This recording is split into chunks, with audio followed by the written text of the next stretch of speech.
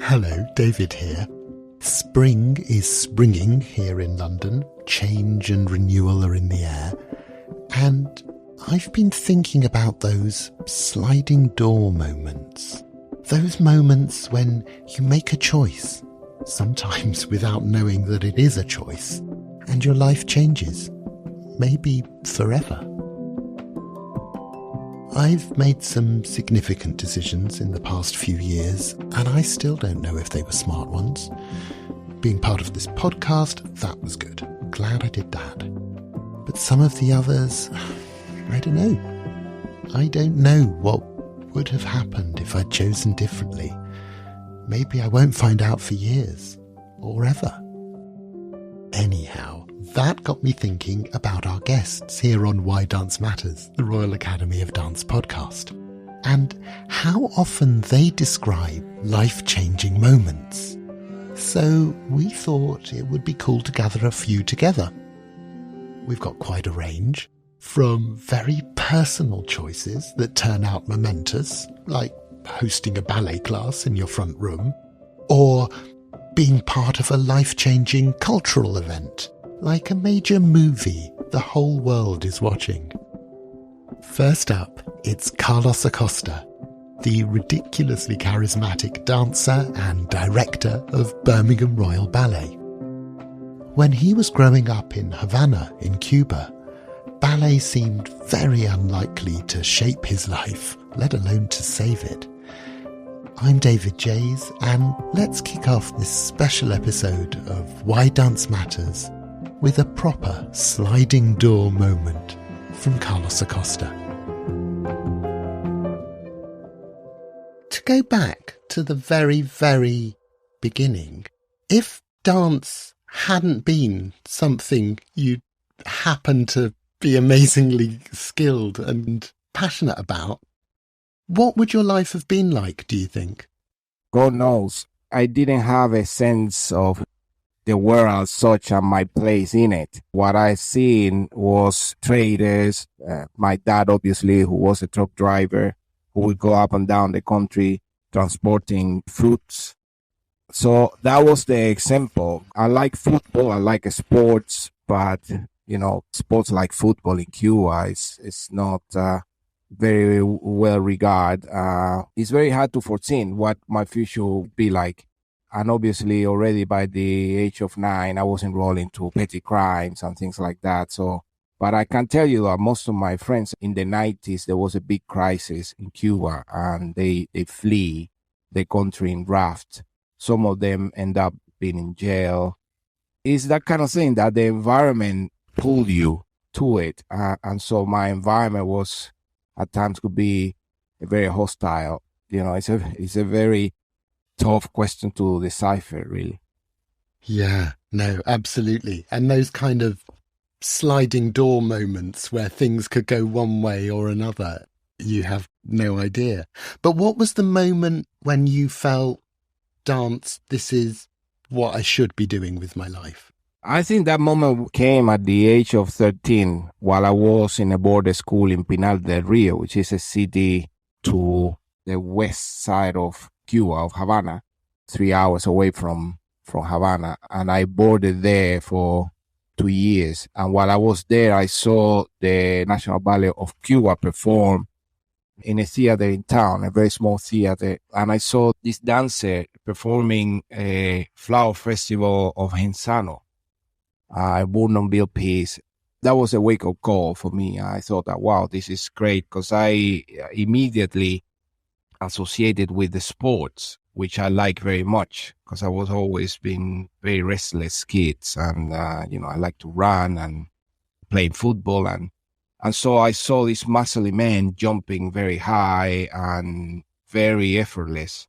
It just captivated my imagination. From that point on, I could understand why I was training. So I was training all these years to become that, become that dancer, that professional. And from that point on, since I was in a boarding school and I have a lot of time to practice extra hours, that's what I did. I became obsessed. It started, that practice and that impetus that I put behind all the work that I did, it started to bear fruits because I've been selected for new choreographies.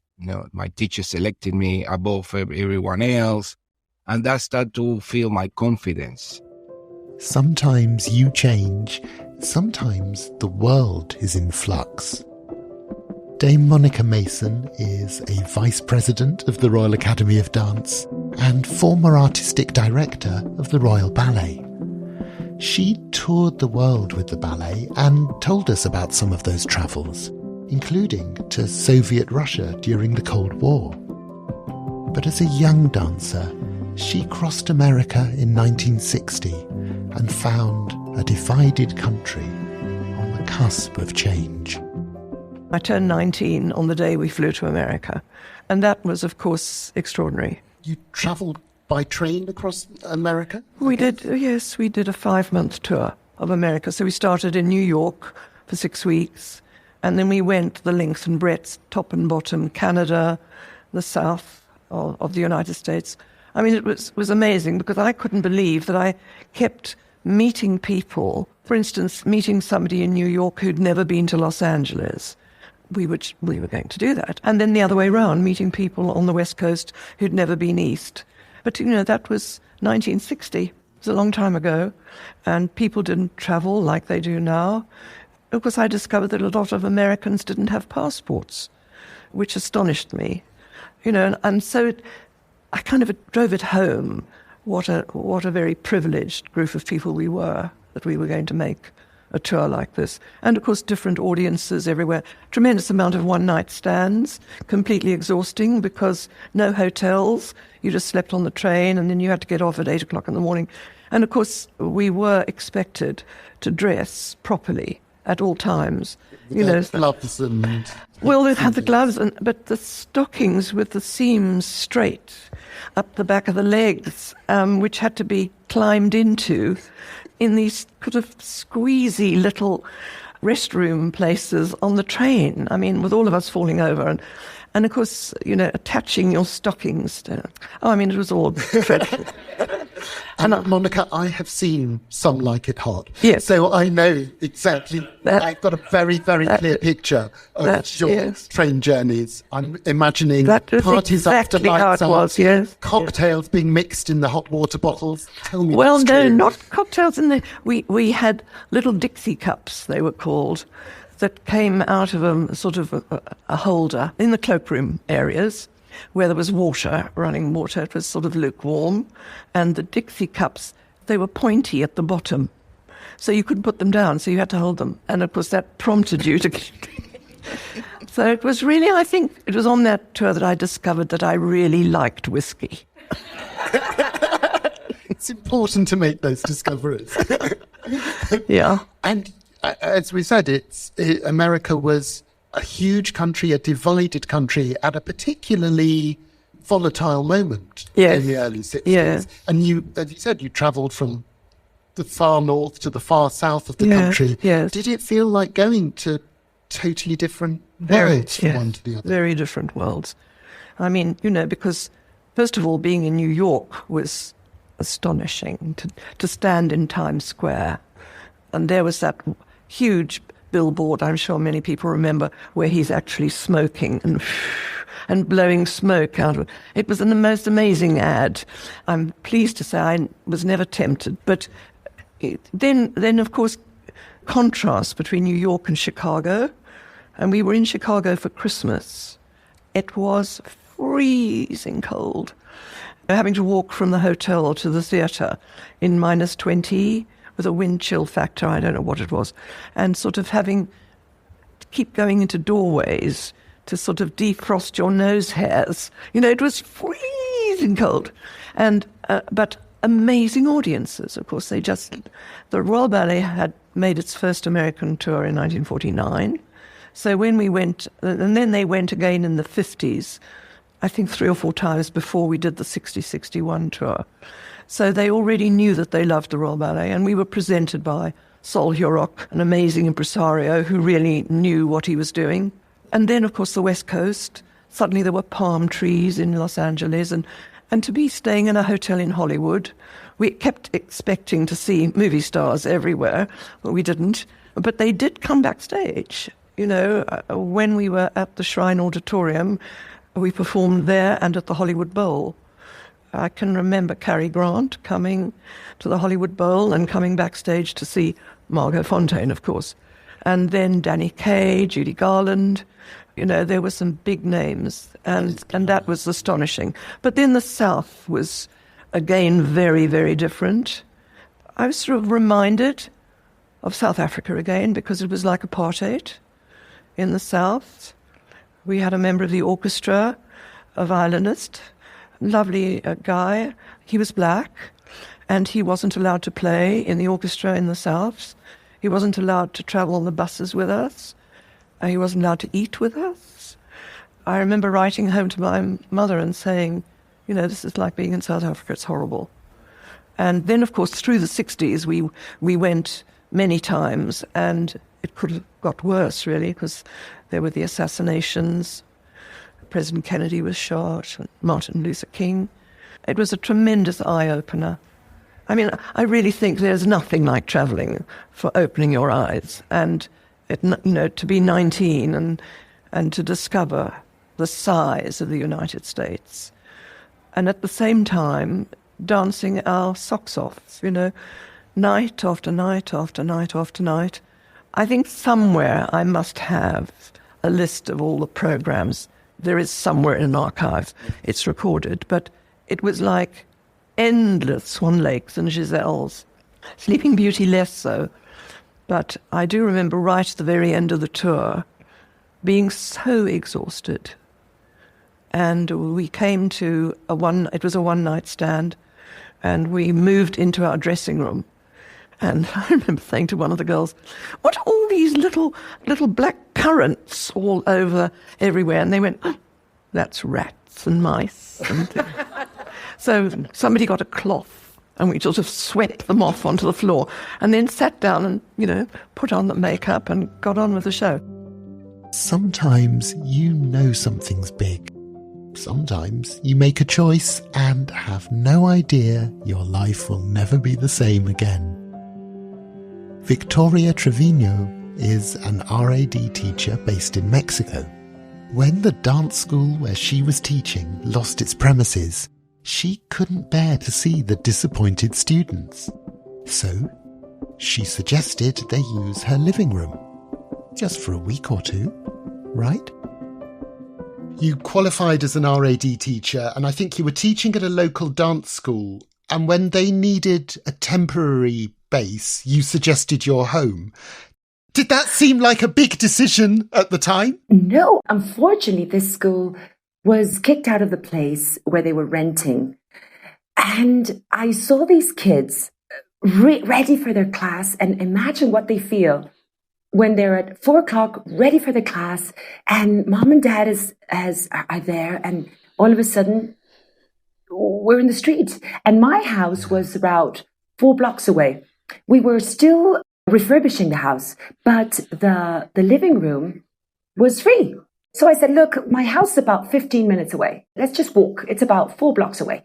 Let's come all together. I'll make some coffee for the mom and dad, and let's do our ballet class. And I find myself with a few kids, and the parents said, we trust you.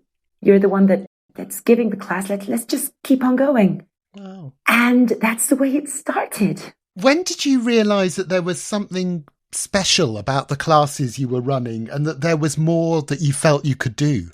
David, I really don't know. I remember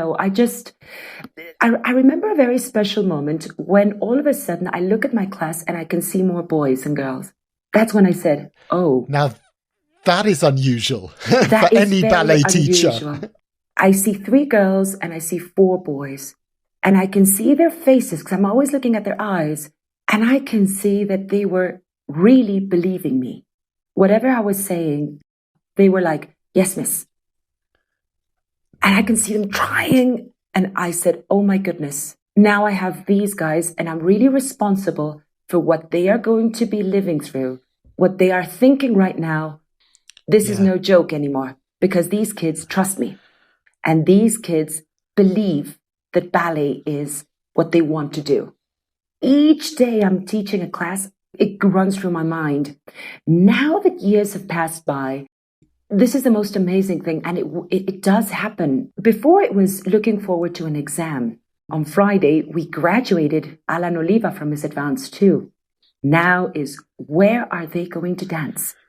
It's evolved. It's, of course, we still have groups, but we've created a generation of boys. The 29th of April, was International Ballet Day. And we did a live on Facebook and Instagram with the 5 boys that grew up here. And I can see that. And it was such an epiphany because I see Oliver that now is dancing in the National Ballet Company, Alan that's dancing in the company of Estado de Mexico, a provincial company, and Alan, who is a few days from graduating, Kike, who is graduating from the National, and Sebastian. And those 5 kids started here in my living room. Remember last summer at the movies, Barbie versus Oppenheimer? We at the RAD were firmly on Team Barbie, especially as one of the stealth pleasures of Greta Gerwig's movie was the way it told the story through some major dance sequences. Jennifer White, the choreographer, is RAD trained, so we take completely undeserved credit for her blowout party routines and genius kenography. It was wonderful to chat to Jennifer immediately after Barbie's opening weekend, when it felt like everyone in the world had seen the movie. Ryan's emotional journey from having this fight on the beach, this ridiculous fight on the beach, where then he tries to resolve it through dance, and the emotional feeling within that without words, and for all these men to kind of move together and hug each other and pull each other up, like such union, was a really crucial thing. So yeah, they both had their stories inside the dance, which I think in movies, if they're not musicals, they have to really tell that.